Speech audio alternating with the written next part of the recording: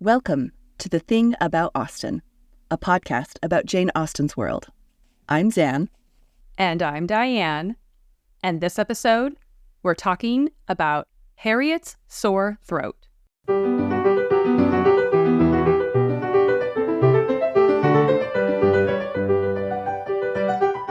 For this episode, we are thrilled to welcome back our guest, Dr. Rena Jones.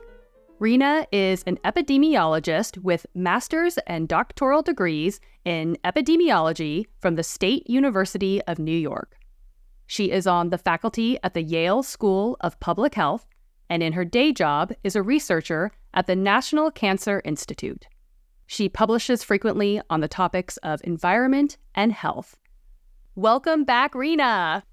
Thank you so much for having me. And this is, of course, my moment to say I'm here for fun and not in my official capacity or representing my employer. Thank you for bearing with this requisite disclaimer. Happy to be here. And we're so happy to have you. So, longtime listeners will know that Rena was on a previous episode of the podcast discussing Mr. Woodhouse's concerns over the air in London. And he had many concerns. Many. Today, we are actually taking a look at a scene that happens just after that. Isabella and John Knightley are still at Hartfield with their children for the Christmas holiday. So obviously, Mr. Weston wishes to host a dinner engagement at Randall's. Mr. Weston, always down for a good time. He loves a good party. Yeah. He does. Unfortunately, Harriet, who was also invited, is unable to attend as she has come down with a bad cold. Emma has gone to visit Harriet, and upon leaving Mrs. Goddard's, she runs into Mr. Elton. So here is the passage from the text. Emma was just describing the nature of her friend's complaint. A throat very much inflamed, with a great deal of heat about her, a quick, low pulse, and etc. And she was sorry to find from Mrs. Goddard that Harriet was liable to very bad sore throats, and had often alarmed her with them. Mr. Elton looked all alarm on the occasion as he exclaimed, "A sore throat? I hope not infectious. I hope not of a putrid infectious sort. Has Perry seen her? Indeed, you should take care of yourself as well as of your friend. Let me entreat you to run no risks. Why does not Perry see her?" He's got lots of questions. He's very concerned. So let's start with the basics on this one. Elton is describing Harriet's sore throat as potentially putrid, of an infectious sort. And even later in the novel, he also describes it as an ulcerated sore throat. So, Rena, what do these descriptions mean? What is Harriet's diagnosis here? I mean, her diagnosis, according to, apparently, Dr. Elton. Elton has a flair for the dramatic, I think. Mm-hmm. Well, so let's set the stage about the time period again, right? To anchor what was known and not known at the time. Early 19th century England, thinking about the sorts of illnesses that were common at the time. In this era, before lots of deep medical understanding, people were really concerned about fever, which covered a lot of things. Flu, cholera, typhus, for example, which killed a lot of people. And would have been worrisome to even suggest that Harriet might have, because typhus was known as putrid fever. And it seems plausible to me that Austen, had typhus in mind sometimes, because Elton calling it a putrid sort could be him trying to be dramatic and raising even the specter of typhus, because there was no cure and many people didn't survive. And you may know that Austen herself suffered from typhus while she was at boarding school, as did her sister, and they survived. So just typhus being a candidate is something to think about. But I think a putrid sore throat, especially one that she was liable to, meaning she'd had it before, is probably something a little bit more benign, like streptococcus, right? Many of us have had that. And even though we treat it today with antibiotics, it typically goes away on its own within a week or so, with rest and that sort of thing. And the other possibility, of course, is that the putrid might not mean much. It's just a plot device. Sore throat here Could be a way for Austen to get Elton on Emma's good side, right? He's expressing concern for her friend. Sure. And Austen frequently used illnesses as a plot device. You frequently see characters advising each other to get medical advice and fussing over each other, often for comic effect. So that's a possibility too. Also very convenient that Harriet won't be able to attend this dinner party, so that Emma and Elton have to have the world's most awkward carriage ride later on. That's right. So Yes, definitely driving the plot there. So later we learn that Perry, the apothecary, Mr. Woodhouse's favorite person in town, has been called in for Harriet. And during this discussion, Elton references a cordial for Harriet's throat. Here he is actually doing a play on words and referring to Emma as the cordial in his complimentary way, as he does. But of course, we want to know what would have been the likely treatments for this kind of sickness, and what did go into an actual cordial? Yeah. So cordials, the way folks today are thinking about them, are just alcohol, right? Liqueurs, and we drink them for fun. Originally, these were used, though, for medicinal purposes. The word cordial actually comes from the Latin word cordialis or cordialis, which means of or for the heart, something done with warmth. You're being cordial, and cordials were intended to ingest to make you feel better. They were just spirits that were infused with herbs or oils or fruit and flowers, things that were thought to have healing properties. And the alcohol was the delivery device for those beneficial components, right? Alcohol does have antiseptic properties, so it could be that this was actually the true benefit when people were consuming cordials. Cordials have evolved to be more flavorful and something you drink for fun. Your grandma keeps in a fancy bottle on a shelf collecting dust rather than traditional medicine. But the idea of alcohol as helping with illness has actually been around a long time. And even more recently than, 1800s, you've probably heard of someone saying, oh, drink some brandy to cure a cold or, that sort of thing. The efficacy is not clear. It's true that in really concentrated form, alcohol can kill germs, but your standard vodka, probably not going to cut it. Just FYI. Got it. Don't skip the Sudafed is what I would say here. But, another common treatment for sore throats like this was something called a plaster. So a mustard plaster, for example, was popular. And this was just ground mustard and water. You mix it up and you make a paste, and they would spread it on your chest or your back, as gross as that sounds. So it's, the Regency Vicks Vapor Rub. So cordials and plasters, very common for colds, right? Where you had a sore throat or a cough. Now, if somebody had a fever and something like typhus was suspected, they did all sorts of, bloodletting and enemas and water baths and ingesting metals.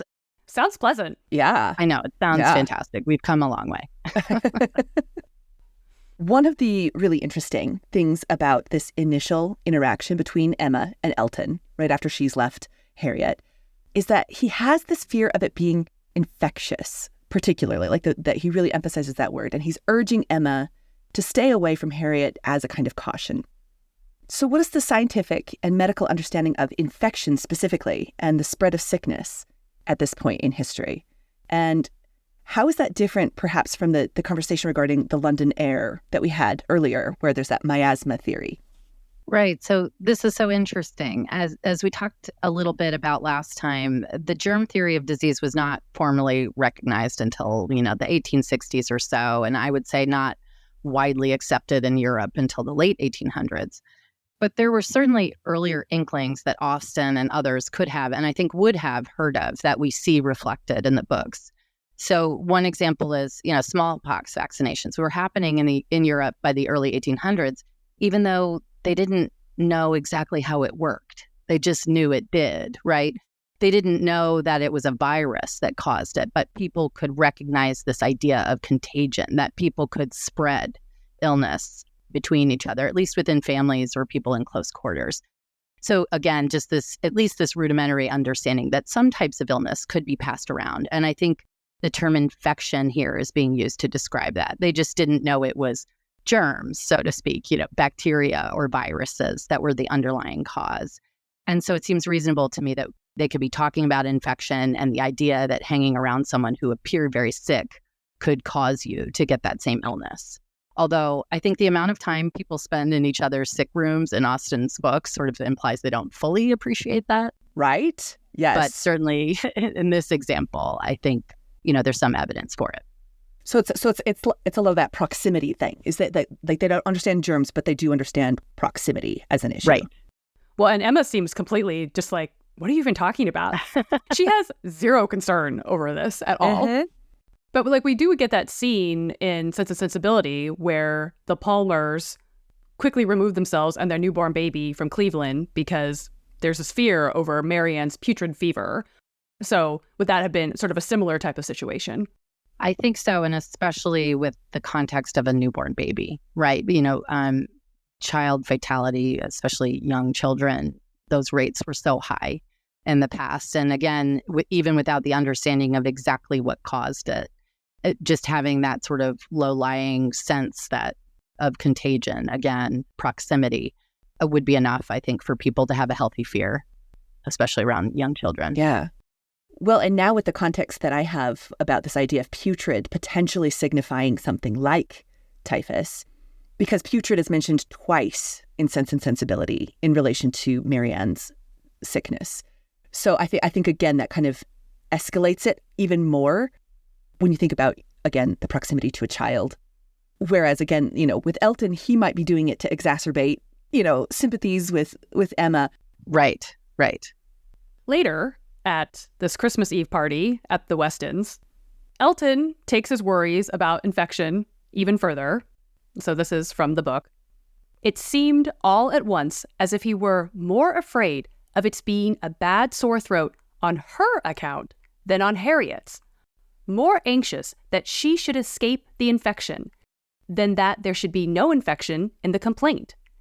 He began with great earnestness to entreat her to refrain from visiting the sick chamber again for the present, to entreat her to promise him not to venture into such hazard till he had seen Mr. Perry and learnt his opinion. Okay, so in addition to the fact that Mr. Elton is being extremely presumptuous here. Yes, overstepping by a lot. Way overstepping. It seems like he's exhibiting some sort of, I don't know, science-forward medical advice. Like, Rena, what is happening? Is Mr. Elton a gentleman scientist? Like, I need this to be explained. Well, right. Well, and the simplest explanation is he wanted Emma and her money, right? So he's just being effusive and paying extra special attention, as you're saying. Yeah. But one thing that comes to mind, he was a member of the clergy, right? And so he's probably seen more sickness than most people. And I was thinking that perhaps he was bringing that to bear on his actions. I mean, assuming he's genuine in some sense, he probably has seen more sickness. And he obviously feels that Mr. Perry could discern whether this illness was of the infectious sort that we really need to worry about, but is using sort of his past experience as a guide as well. That makes sense. Yeah. I'm also thinking, just kind of off the top of my head, based on what you were saying, that there's also, as clergy, there is this kind of expectation of education, and that you go to learning centers like Oxford or what have you in order to get your orders and things like that. So there is something about a man in the clergy potentially having those kinds of contact points as well in terms of education and up-to-date knowledge. Right. A little more worldly in that regard. He's seen a little bit more or read a little bit more. So points to Mr. Elton, I guess, for being a little bit on the cutting edge here, but also he's obviously being super gross with Emma. Yeah. I mean, to the point where even Mrs. Weston kind of looks at Emma like, wow, he's acting like you two are engaged or something. This is bananas. I think that's something that, upon reading this a little bit closer, that presumption on his part really came through, because it's couched in this thing where it's like, okay, technically, yes, as a clergyman, he might have some legitimate concerns right. to be invested about, infection right. in his parish, for example. But the way that he's going about this in this particular scene is that he's essentially like claiming some form of authority over her movements. Like ownership over her as a person. Yeah, like don't go until I've talked to Mr. Perry about you potentially visiting. And it's just like, oh, That is such a big overstep of what is appropriate. Ooh, serious red flags. He began with great earnestness. It's kind of like, you can imagine Emma sitting there thinking, you're being annoying. This is a bit much. But the second that he goes, to entreat her to promise him not to venture into such hazard till he had seen Mr. Perry. I'm going to go consult with the doctor. I'll let you know when it's okay. And even Mrs. Weston is over there like, what the heck? That's what's so great, right? Because we're sort of talking about this with this modern interpretation, like, oh, who is this guy? But even in the book, it's clear that he was overstepping and, Emma would have felt that way. Like, what are you doing? Who are you to tell me how to move around and make my decisions here? And that's not just the benefit of a couple hundred years of, women's rights speaking. Right. Yeah, he's gross in either context, essentially. That's right. Mr. Elton, not attractive 200 years ago or today. His grossness transcends generations. Well, Rena, is there anything else about Harriet and her sore throat or the sort of idea of infection in Austen's novels that you want to touch upon before we wrap up? Not in particular. I mean, I think it's been fun to sort of chew on it, a little bit and think about, again, that context and maybe what Austen's history, say of typhus and illness sort of brought to her storytelling. It's pretty interesting how she really folds it in to almost every novel. Yeah. Well, I think just the idea of these kinds of illnesses being sort of an everyday type of thing. And like you said, in a time before antibiotics and, so people are just getting illnesses and using terms like putrid fever or whatever to sort of encompass a whole panoply of illnesses. Yeah. Right. Yeah, there's a lack of precision in the medical terminology at this time. Right. And the way to figure out what somebody had was just to wait a week and see if it goes away. Right. Yeah. So, yeah. Because the symptoms are all the same. And imagine how annoying it would be if you were somebody that was prone to getting strep throat and, so you would have a sore throat for 2 weeks at a time and multiple times a season, and there's not much you can do about it. Well, I'm just trying to imagine that sort of like, well, is this a cold and it's going to go away on its own in a week, or am I going to die? Like, you just have no idea. Yeah. Right. And there always seems to be that night, right? I think this was true in Pride and Prejudice, maybe, where Jane had like the night where she was being watched very carefully because it always seems to come to some peak. And then after that peak, oh, they're going to be fine. But that seems to be a common theme in some of these illnesses. The Sense and Sensibility connection, particularly as well. Obviously, that one's one that is also very plot-driven, but that Marianne has this kind of moment of crisis has passed, but that there's also, I mean, again, you're talking about it as like, Austen's plot devices, but it's also something, especially in Sense and Sensibility, that becomes drama, capital D drama, and we've got so much tension built around it in a way that film directors really enjoy, at least. Yes, that's right. That's right. Well, because if somebody's coming to their crisis moment, then this is where all the existential questions come to mind. And, what am I going to do if I lose this person? And, the cascade of events that will happen should something, go wrong and all of that. Yeah. Yeah. It does make for a good dramatic arc. It does. Well, and perhaps this is also contextualizing for me also, Rena, the fact that in Pride and Prejudice, where Jane goes and catches a cold, and Mr. Bennet has that line where he's essentially like, well, if she dies, it was in pursuit of Mr. Bingley. And it's so cavalier, and it's funny, like, from a modern context, because we know it's a cold, everything's fine. But with the context that you've provided, it's like, oh, it's a little bit more chilling, perhaps. Right. The way he just tosses that off as a father. Yeah. It's like, ooh. And Mr. Bennet was good at that, right? Yes. Yes. That's kind of his forte. He's good at a dry one-liner. Mm-hmm. I love this additional context that you're bringing to like multiple novels. It's so good. So good. So, Rena, where can our listeners find you online, or do you have any projects or anything that you'd like people to know about? Well, thanks so much for having me. I don't have any active work going on in the Jane Austen space other than to look for opportunities like this where I get to merge my, love for all things Austen with my science background. Feel free to find me with a Google search. I'm not the wonderful musician who will pop up at the first search, but I'm relatively easy to find otherwise. And I'm still on X as of now at epi_Rena. So feel free to find me there. Perfect. Well, thank you so much for joining us again. Happy to be here. It was so much fun. Thank you again to Dr. Rena Jones for joining us for this episode. You can find us on Instagram at The Thing About Austen and on X, formerly known as Twitter, at Austen_things. You can also check out our website, thethingaboutausten.com, and email us at thethingaboutausten@gmail.com. Stay tuned for next episode, where we will be talking about the entail on Longbourn. Thanks for listening. Bye.